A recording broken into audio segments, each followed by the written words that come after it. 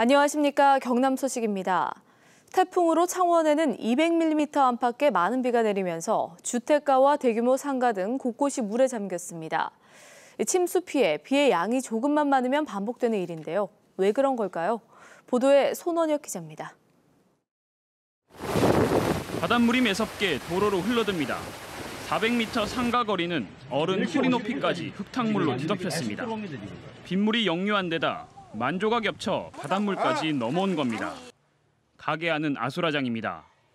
비가 그친 지 5시간이 지났지만 물이 빠지지 않아 이렇게 도로와 상가 곳곳이 잠겨 있는 상태입니다. 인근에 배수 펌프장이 있지만 무용지물이었습니다. 시간당 얼마 온다니까. 네. 그런 식으로 계산해가지고 다 했기 때문에 이건 해일은 비싸고는 생각을 안 했지. 주민들은 반복되는 피해에 늘 불안합니다. 몇천만 원 또는 그보다 더 큰 피해도 입는 사람도 있는데 이걸 어떻게 이걸 하겠습니까? 이걸 또 복구하는데도 지금부터 또 한 달 정도 걸려야 되는데 깜깜합니다. 창원 공단로를 비롯해 시내도로 곳곳도 침수됐습니다. 맨홀 위로 빗물이 역류하고 소하천은 범람했습니다. 차량이 고장나 도로 중간에 서거나 서행하면서 큰 체증이 빚어졌습니다. 물 피해서 왔죠. 근데 여기 피할 데가 어디 있겠어요. 가다가 엔진 쪽에 물 들어가지고 꺼진 것 같거든요.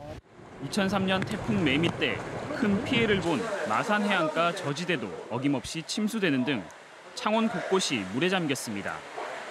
창원에 내린 평균 비의 양은 145mm. 태풍으로 시간당 평균 62mm의 비가 내렸는데 창원시의 빗물 처리 능력은 시간당 50mm 안팎에 머물러 있습니다. 역부족인 겁니다. 침수 피해는 해마다 반복되고 있지만 행정당국의 대비는 허술합니다. KBS 뉴스 손원혁입니다. 부산의 대표적인 해안가 주거단지인 해운대 마린시티가 이번 태풍에 또 만신창이가 됐습니다. 태풍 해일에 취약한 곳인데도 재해 위험지구 지정이 늦어지면서 피해가 반복되고 있습니다. 황영규 기자가 취재했습니다. 집채만한 파도에 차들이 힘없이 나뒹굴고 도로는 온통 물바다로 변합니다. 6년이 지났지만 마린시티의 상황은 달라지지 않았습니다. 방파제를 넘은 파도가 순식간에 해안 도로를 덮칩니다. 도로변 가게는 엉망이 됐습니다. 사람이 들기도 힘든 경계석이 가게 안까지 밀려들었습니다. 그냥 넘어오자마자 바로바로 들이치는 거예요, 그냥. 그러니까 뭐 어쩔 수가 없잖아요. 도로 곳곳에는 보도블록이 나뒹굽니다. 방파제 옆 인도를 따라 수십 미터에 걸쳐 깔려있던 보도블록들이 파도를 이기지 못하고 이처럼 떨어져 나갔습니다.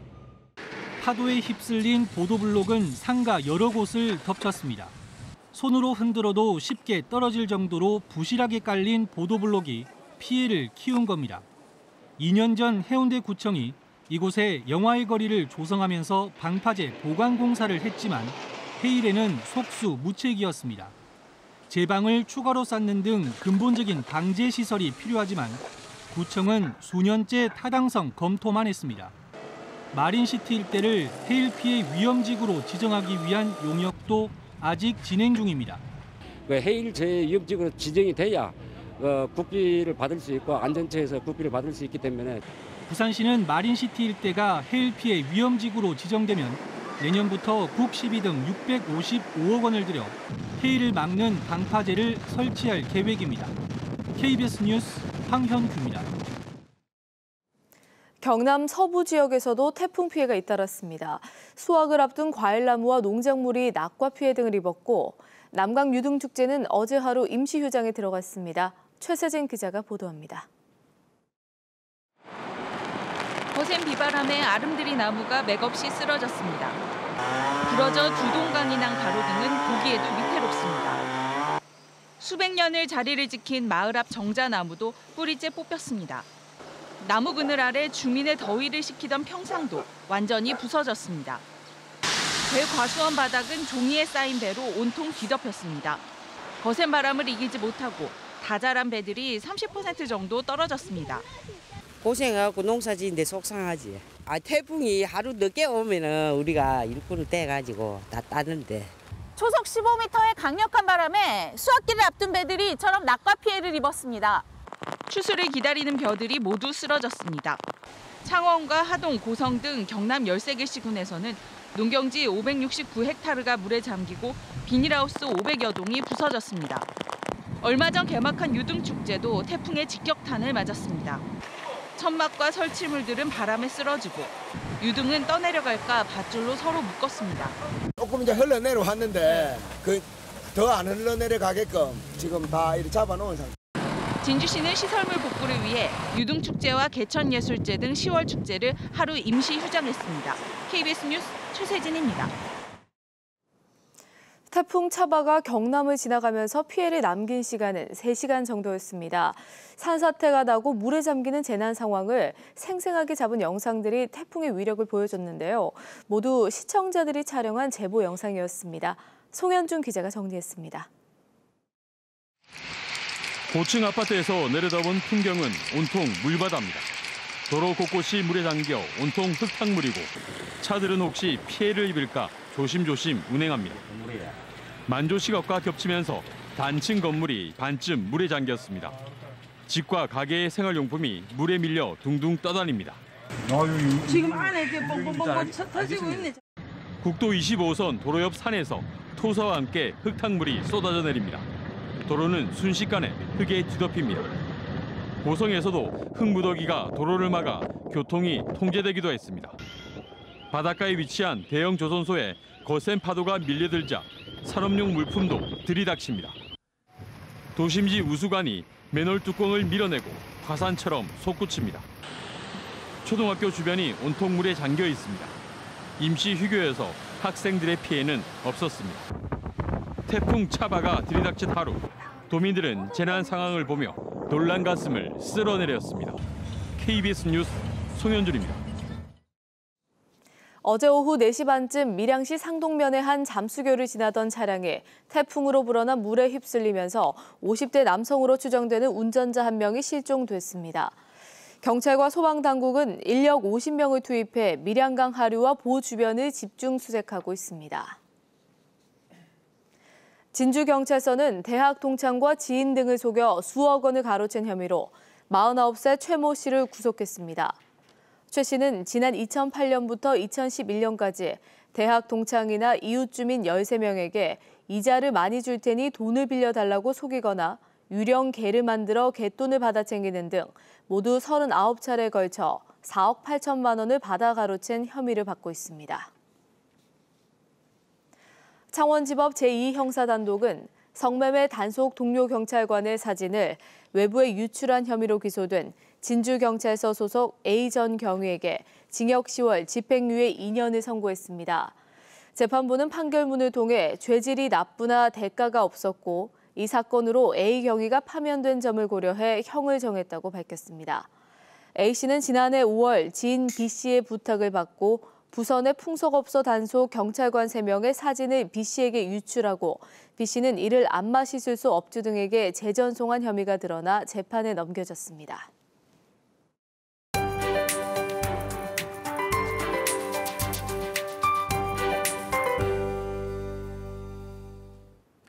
태풍의 기세가 정말 대단했습니다. 차바의 직접적인 영향을 받아 곳곳에 피해가 속출했고요. 강수량도 50에서 많게는 200mm 가까이 기록하면서 그야말로 물폭탄이 떨어졌습니다. 18호 태풍 차바는 현재 소멸했지만 동해상을 중심으로는 여전히 풍랑주의보가 유지되고 있습니다. 여기에 너울성 파도도 높게 이는 점 염두에 두셔야겠습니다. 오늘은 고기압의 영향을 받겠습니다. 대체로 맑은 하늘이 드러나면서 날씨로 인한 큰 불편함 없을 것으로 예상이 되는데요. 단 출근길에는 짙은 안개에 주의하셔야겠고요. 낮 기온도 어제보다 조금 더 오르면서 한낮에는 다소 덥게 느껴지겠습니다. 현재 기온 살펴보면 창원의 아침 기온 17도, 창녕과 의령 15도로 시작합니다. 아침 기온은 내림세를 보이는 가운데 낮 기온은 지금보다 10도가량 오르겠습니다. 거제 27도, 함안과 밀양 28도로 예상됩니다. 서부 지역도 일교차 큰 날씨가 이어지겠습니다. 진주의 아침 기온 13도, 거창 역시 13도까지 떨어진 모습이고요. 낮 기온은 남해 27도, 함양과 거창 26도로 예년 수준을 2, 3도가량 웃돌겠습니다. 맑은 날씨도 잠깐입니다. 내일과 모레 다시 비구름이 다가오겠고 강수량도 많을 것으로 예상됩니다. 기상정보였습니다. 박상순 동원유지 대표가 1억 원을 사회복지 공동모금회에 기부하기로 해 경남에서 83번째, 여성으로는 8번째 아너소사이어티 회원이 됐습니다.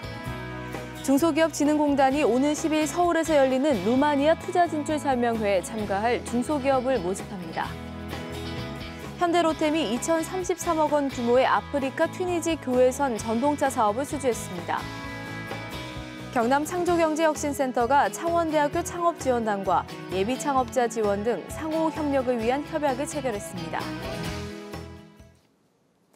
태풍 차바의 영향으로 많은 비와 함께 강한 바람이 불면서 건물이나 차량에 고립됐다는 신고가 늘어나 소방 인력이 구조했습니다. 오늘 오전 9시 30분쯤 창원시 의창구 동읍의 하천가에서 불어난 물로 정지된 차량에 갇혀있던 7명이 출동한 소방대원들에게 구조됐습니다. 비슷한 시각 마산 하포구 진전면에서는 48살 강모 씨가 컨테이너 창고에 고립돼 구조된 뒤 인근 병원에서 치료를 받고 있습니다. 전국 4대강 16개 보의 유지보수비가 4년 만에 2배 넘게 편성된 것으로 나타났습니다. 국회 국토교통위원회 민홍철 의원은 최근 한국수자원공사 국정감사에서 4대강 16개 보의 운영비가 지난 2012년 187억 원에서 올해 311억 원으로 66% 늘었고 유지보수비는 75억 원에서 151억 원으로 배 이상 늘었다며 대책 마련을 촉구했습니다. 수자원공사는 지난 2012년부터 16개 보와 일부 구간 시설물을 국토부로부터 위탁받아 관리하고 있습니다.